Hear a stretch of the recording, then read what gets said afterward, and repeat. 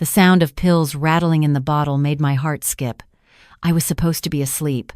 Derek thought I was asleep, but I'd been lying in the dark for 20 minutes, listening to him move around my kitchen. Through my cracked bedroom door, I watched him crush something with the back of a spoon, the metallic grinding making my stomach turn. My medication bottle, the one I'd marked with a tiny dot of nail polish yesterday. He was tampering with my pills again. 3 months ago, I wouldn't have believed this was possible. 3 months ago, I trusted my stepson. 3 months ago, I thought the dizziness and confusion were just part of getting older. Now I knew better. Now I understood that the man in my kitchen wasn't trying to help me. He was trying to erase me. My name is Margaret Chen. I'm 67 years old, and I spent 42 years as a clinical pharmacist at UC San Diego Medical Center. My late husband James and I built a good life here in San Diego. We bought our house in La Jolla in 1988 for $140,000. It's worth $1.2 million now. James passed 3 years ago from pancreatic cancer. It happened fast. 6 weeks from diagnosis to funeral, we didn't get to say half the things we meant to say to each other. James had a son from his first marriage, Derek Morrison. I'd tried to be a good stepmother after James and I married 25 years ago, but Derek had always kept his distance. He was 10 when we met, angry about his parents' divorce, and he never quite warmed to me. That was okay. I didn't try to replace his mother, I just tried to be kind. Derek grew up and moved to Silicon Valley, chasing startup dreams. He'd call James maybe twice a year. He didn't come to the funeral. Until this summer, I'd spoken to Derek exactly 3 times since James died. Birthday texts. A Christmas card. That was the extent of our relationship. I was fine with that. I had my garden, my book club, my volunteer work at the community pharmacy. I had friends and routines and a life I'd built for myself. I wasn't lonely. I was content. Then on June 15th, I fell. I was trimming the bougainvillea that grows along my back fence. The ladder shifted on the uneven pavement. I remember the sickening moment of realizing I was going down, the crack of my leg hitting the concrete, the way the pain made everything go white. My neighbor, Mrs. Patterson, heard me scream and called 911, compound fracture of the left tibia, surgery. 3 pins, 8 weeks in a cast with limited mobility. The hospital kept me for 4 days. I arranged for a home health aide to come twice a week. I had everything organized. Groceries delivered, friends who'd promised to check in. I could manage. I'd always been independent. This was just a setback. Derek called on my second day home. Margaret, his voice was warm in a way I'd never heard before. I just heard about your fall. Why didn't you tell me? You shouldn't be alone right now. I'm managing fine, I told him. The aide comes Monday and Thursday, and I've got everything I need. An aide twice a week isn't enough. You need family. I want to come help. I was surprised. Touched. Even. Derek, that's sweet, but you don't need to disrupt your life. I know you're busy with work. My company can wait. You're more important. Please, Margaret. Let me do this. For Dad. The mention of James got me. Maybe this was Derek's way of processing his grief. Maybe losing his father had made him realize family mattered. I said yes. He arrived 3 days later with his daughter Emma. I hadn't seen Emma in 5 years. She'd been 7 then, shy and small. Now she was 12, tall and quiet with James's eyes. Derek explained that Emma's mother, his ex-wife, was overseas for work. This would be good for Emma too, quality time with her grandmother. The first week was wonderful. Derek cooked meals. He kept the house clean. He helped me to the bathroom when I needed it, patient and gentle. He picked up my prescriptions from the pharmacy. He made sure I took my medication on time. Emma would sit with me in the evenings and read aloud from the books I loved. I felt grateful. Maybe I'd been wrong about Derek. Maybe he'd matured into the man James always hoped he'd be. The second week, small things started changing. Derek began managing my mail. Don't worry about it, he'd say. I'll handle the bills. You should focus on healing. He changed my Wi-Fi password without telling me, saying the old one wasn't secure enough. When I asked for the new one, he looked hurt. I'll type it in for you whenever you need internet. I just don't want you to worry about remembering complicated passwords while you're on pain medication. I let it go. The pain medication did make me foggy sometimes. By week 3, Derek had taken over my phone. "You dropped it getting into bed last night," he explained, handing me a new phone. "The screen was completely shattered, so I just got you a new one and transferred everything over. But I set up some parental controls so you don't accidentally delete important stuff while you're medicated." I didn't remember dropping my phone, but I also didn't remember a lot of things lately. Conversations I'd apparently had, people who'd supposedly called. My memory felt like Swiss cheese, full of holes. The dizziness got worse. I'd stand up and the room would spin. Colors seemed too bright, sounds too loud. I'd fall asleep in the middle of conversations. Derek would find me confused in the kitchen at 2 a.m, unable to remember why I'd gotten up. "It's the medications," Derek would say with false sympathy. "Plus your age, the trauma of the fall. The doctor said this is normal. You're healing. Give it time." But I was a pharmacist. I knew my medications. 2 milligrams of lorazepam at bedtime. That shouldn't make me this foggy. 5 milligrams of oxycodone every 6 hours for pain. Standard dosing. Nothing that should cause this level of cognitive impairment. One morning in week 4, I woke up clear-headed for the first time in days. Derek had taken Emma out for breakfast. I was alone. I managed to get myself to the bathroom without help, and that's when I saw it. My reflection in the mirror. I looked terrible.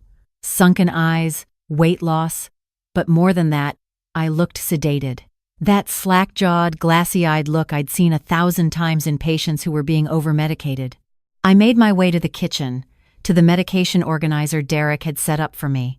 Monday through Sunday, morning and evening doses. I opened Tuesday morning. Inside were my usual pills, plus 2 extras I didn't recognize. White oval tablets with no markings. My hands were shaking as I made my way back to my bedroom. I kept a copy of the physician's desk reference on my bookshelf, old habit from my working days. I compared the pills in my organizer to the photographs in the book.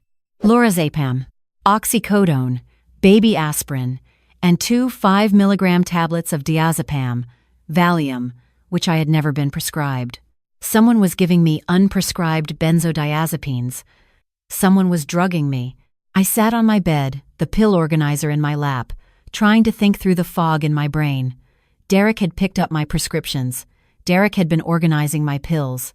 Derek had been insisting I take them on schedule, watching me swallow them with water, making sure I didn't miss a dose. My stepson was drugging me. I needed proof. I needed to think clearly. That morning, I palmed the extra pills instead of swallowing them. I flushed them down the toilet.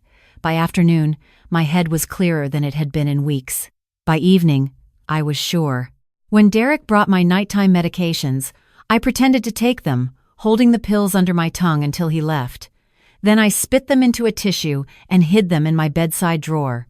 I did this for 3 days. Each day, my mind cleared a little more. And with clarity came horror. Derek had been systematically sedating me, making me seem confused and incompetent. But why? On the 4th morning, I heard him on the phone in the living room. His voice was low, but I could make out words. "She's declining rapidly, very confused. Can't manage her own medications anymore. I'm documenting everything, photos, videos. I should have everything we need for the conservatorship petition by the end of the month." Conservatorship. A legal arrangement where someone is appointed to manage another person's affairs because they're deemed unable to do so themselves. I'd seen it used appropriately for dementia patients. I'd also seen it abused by predatory family members wanting to access their relatives' assets. Derek was trying to get legal control over me, over my house, my money, my life, and he was manufacturing evidence that I was incompetent by drugging me into confusion. I had to stop pretending to take the pills. I had to stay alert, but I also had to keep Derek from knowing that I knew. If he realized I was onto him, I didn't know what he might do. That afternoon, while Derek was out with Emma, I found my real phone. It was in Derek's suitcase, hidden under clothes. The screen wasn't shattered at all. He'd lied about the whole thing. I powered it on. 17 missed calls from Mrs. Patterson. 9 from my friend Joyce. 6 from my doctor's office trying to schedule my follow-up appointment. Derek had been isolating me. I called the one person I trusted completely, my attorney, Patricia Wu. Patricia and I had served together on the hospital ethics committee. She was sharp, thorough, and relentless. Margaret? Her voice was shocked. Where have you been? I've been trying to reach you for 2 weeks. Patricia, I whispered, listening for Derek's truck in the driveway. I need help. My stepson is drugging me. He's trying to get conservatorship. Are you safe right now? He's out, but he'll be back soon. Don't say anything to him. Can you save the pills he's giving you? We need physical evidence. I could, and I did. Every pill he gave me for the next week went into a small Ziploc bag hidden in my tampon box. Derek would never look there. But pretending to be drugged was harder than actually being drugged. I had to act confused while staying alert. I had to seem compliant while planning my defense. Emma was my salvation. Derek left her with me often, thinking I was too sedated to have real conversations. Grandma, she said one evening while Derek was on a phone call in the garage. Are you really sick? I looked at this 12-year-old girl, James's granddaughter. She deserved honesty. No, sweetheart, I'm not. But Dad says you can't remember things, that you get confused. Your father is giving me medicine that makes me seem confused, but I'm not taking it anymore. Her eyes went wide. Why would he do that? Because he wants to take my house, and he needs me to seem sick so he can do it legally. I watched her process this. She was smart. She'd probably sensed something was wrong but couldn't articulate it. Can I help? She asked finally. Maybe. But Emma, this might make your dad very angry with you. He's already angry all the time. He yells at me when you're asleep. He says I'm in the way, that this would be easier without me. Her voice cracked. I want to help you, Grandma, please. So Emma became my messenger. She'd take my hidden phone out in the backyard to play and would actually be calling Patricia with updates. She'd secretly photograph documents Derek left out. She'd tell me what Derek said when I was supposed to be asleep. Through Emma, I learned the full plan. Derek had been documenting my decline for weeks. Videos of me stumbling, confused, photos of me sleeping at odd hours, a journal where he'd written detailed notes about my supposed symptoms. He'd even found a doctor, someone he'd paid, who was willing to sign off on a dementia diagnosis without actually examining me. He planned to file for emergency conservatorship, claiming I was a danger to myself. With me declared incompetent, he'd have full control. He could sell my house, access my retirement accounts, make all my medical decisions. He'd even mentioned a care facility in one of his phone calls. A cheap one. He planned to warehouse me somewhere while he liquidated my assets. Patricia was building a case, but California conservatorship law was complex. We needed to catch Derek in the act. We needed undeniable proof. Can you keep pretending? Patricia asked during one of our secret phone calls. Just a little longer. Derek has filed the petition. The hearing is in 2 weeks. If we show up with evidence that he's been drugging you, that he's fabricating your incompetence, the judge will throw out his case. But we need him to feel confident. We need him to make a mistake. So I kept pretending. I stumbled when Derek was watching. I forgot names. I asked the same questions repeatedly. It made me sick, playing the role of a declining old woman, but Derek believed it. He grew more confident, more careless. One evening, he left his laptop open on the dining table. Emma glanced at it and went pale. "Grandma," she whispered when Derek was in the shower, "you need to see this." On the screen was an email to a realtor. Derek was asking about listing prices for homes in La Jolla. My home. He was already planning to sell it. The email was dated 3 days after he'd arrived to help me. He'd planned this from the beginning. The concerned stepson routine was always a lie. That night, I heard him on the phone again. "The hearing's in 12 days. The doctor will testify that she has advanced dementia. I've got months of documentation. There's no way the judge denies this. Then I just need to keep her sedated until I can move her somewhere. Maybe 6 months, a year at most at her age, especially if I increase the dosage. Then Emma inherits well. I inherit as her guardian, and we're set. 1.2 million for the house, plus whatever's in her accounts. Easy money." He was planning to kill me. Slowly, with an overdose made to look like an elderly woman's declining health. I recorded every word on my hidden phone. Patricia's voice was ice when I played her the recording. "That's attempted murder. Margaret, we're involving the police. Now." The next morning, Derek announced he was taking me to the doctor. Just a checkup. The conservatorship hearing is coming up, and I want fresh documentation of your condition. This was it. The fake doctor. The fraudulent diagnosis. The final piece of his scheme. Okay, I said, letting my voice sound confused and compliant. Whatever you think is best. Patricia had already contacted the police. Detective Sarah Mendoza was a specialist in elder abuse cases. She'd been horrified by the evidence we'd compiled. Pills tested and confirmed to be unprescribed benzodiazepines. Recordings of Derek's calls. Emma's testimony. The fake doctor's information. We had everything. The plan was simple. I'd go to the appointment. Derek would have his fake doctor examine me and sign the forms, and Detective Mendoza would be waiting. Derek drove carefully, obeying every traffic law. He was in a good mood. After today, everything will be finalized. The doctor will confirm what we already know. You need help, Margaret. Real help. I'm going to make sure you get it. The doctor's office was in a strip mall in Chula Vista. Red flag number 1. Clinical practices don't operate out of strip malls. We walked in. The waiting room was empty. Red flag number 2. A man in a white coat came out. Mrs. Chen? I'm Dr. Reynolds. Come on back. Derek started to follow. Actually, Dr. Reynolds said, I need to examine her alone, for patient privacy. Derek hesitated. I could see him calculating, but he nodded. Of course, I'll wait here. I followed Dr. Reynolds into the exam room. He closed the door, started to speak.